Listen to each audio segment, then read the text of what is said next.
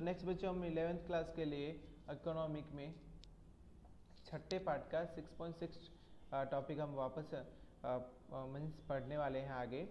तो एकाधिकार किसे कहते हैं? मोनोपोली।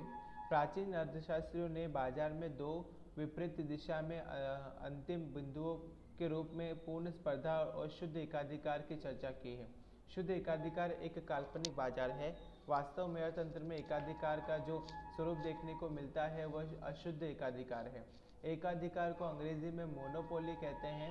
यह एक ग्रीक भाषा का शब्द है जिसमें मोनोज और पोलेन इन दो का उपयोग होता है। मोनोज का अर्थ होता है एक और पोलेन का अर्थ होता है विक्रेता। मोनोपोली का अर्थ होता है एक विक्रेता का बाजार। भाषा परिभाषा से कहे तो प्रोफेसर चैम्बरलिन कहते हैं जब वस्तु की पूर्ति पर किसी एक इकाई का अंकुश हो तो वह एकाधिकार है। प्रोफेसर स्टिंगटर कहते हैं कि वस्तु का एक ही विक्रेता अर्थात कि एकाधिकार। एकाधिकार के लक्षण ये है एक ही उत्पादक और या विक्रेता या एवं असंख्य क्रेता।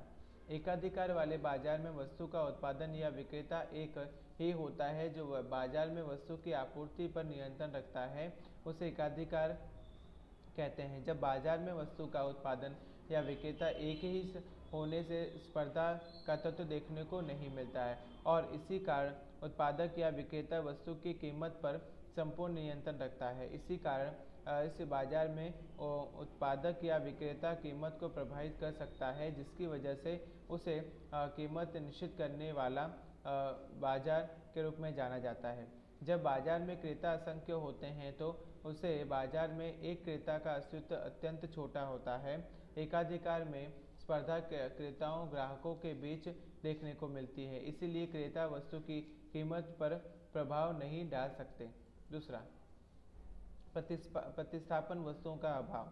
शुद्ध एकाधिकार की विशेषताओं के अनुसार एकाधिकारी जिस वस्तु का उत्पादन या विक्रय करता है तो उस प्रकार की कोई प्रतिस्थापन वस्तुएं समानता वाली वस्तुएं बाजार में उपलब्ध नहीं होती, परंतु वास्तव में शुद्ध एकाधिकार काल्पनिक होने के कारण उसका कोई अस्तित्व नहीं होता और व्यवहार में अशुद्ध एकाधिकार पाया जाता है जिसमें नज़दीकी प्रतिस्थापन वस्तुओं का अभाव होता है अर्थात दूर की प्रतिस्थापन वस्तुओं का भी संभावना होती है। उदाहरण के तौर पे रेल में कोई एक निश्चित समय और तारीख पर आरक्षित टिकट उपलब्ध ना हो और उसके नज़दीक प्रतिस्थापन अर्थात कि दूसरी किसी रेल में भी आरक्षित टिकट न मिल सकती हो क्योंकि ऐसी किसी दूसरी रेल का अस्तित्व ही ना हो तो और उस निश्चित समय और तारीख पर यात्रा करना अनिवार्य हो तो रेलवे के दूर की प्रतिस्थापन स्वरूप हवाई जहाज या फिर सड़क परिवहन की सेवा का उपयोग किया जा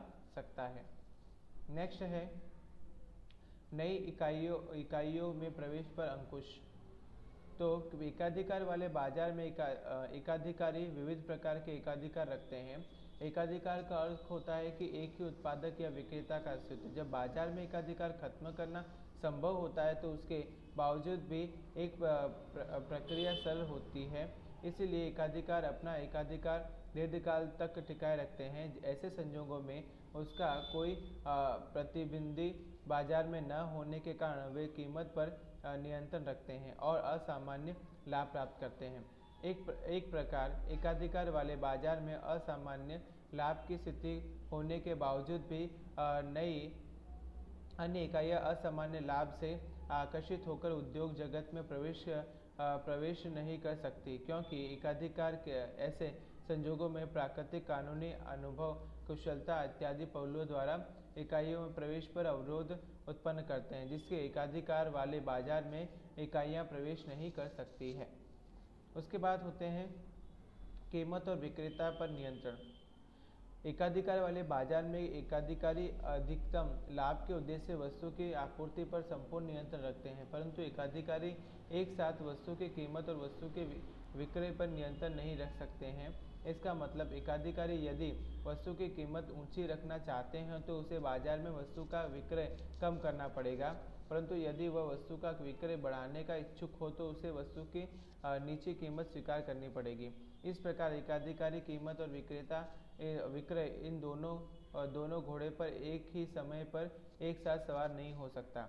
ऊंची कीमत लेकर विक्रय को बढ़ाना एकाधिकार के लिए संभव नहीं हो सकता।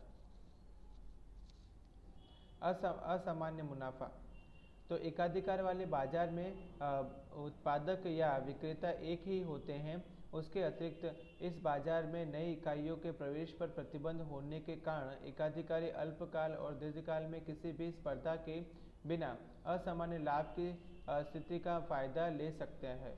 यहाँ वस्तु का विक्रेता ऊंची कीमत रख सकता है जिसके वह औसत खर्च में ऊंची कीमत रखकर मुनाफा प्राप्त कर सकता है। कीमत में भेदभाव। एकाधिकार वाले बाजार में उत्पादक या विक्रेता कीमत निश्चित करने वाले होने से स्पर्धा का तत्व नहीं देखने को मिलता है, जिससे एकाधिकारी कई बार इस अवसर का लाभ लेकर एक ही वस्तु की अलग अलग कीमत वसूल कर लेते हैं, अथवा तो वह वस्तु के अलग अलग उपयोग के अनुसार अलग अलग कीमत वसूल कर सकता है। इस प्रकार एकाधिकारी कीमत में भेदभाव युक्त नीति का उपयोग कर सकता है। उदाहरण के तौर पर डॉक्टर। एक ही इकाई उद्योग। वास्तव में इकाई फॉर्म अर्थात उत्पादन करने वाली एक स्वतंत्र इकाई, जबकि उद्योग अर्थात कि एक जैसी वस्तुओं का उत्पादन करने वाली इकाइयों का समूह। परंतु एकाधिकार वाले बाजार में उत्पादक या विक्रेता एक ही होने से जो वास्तव में इकाई है वह और जो ऐसे उद्योग में इकाइयों का समूह भी एक ही इकाई होती है। इसलिए कह सकते हैं कि एकाधिकार वाले बाजार में इकाई ही उद्योग कही जाती है।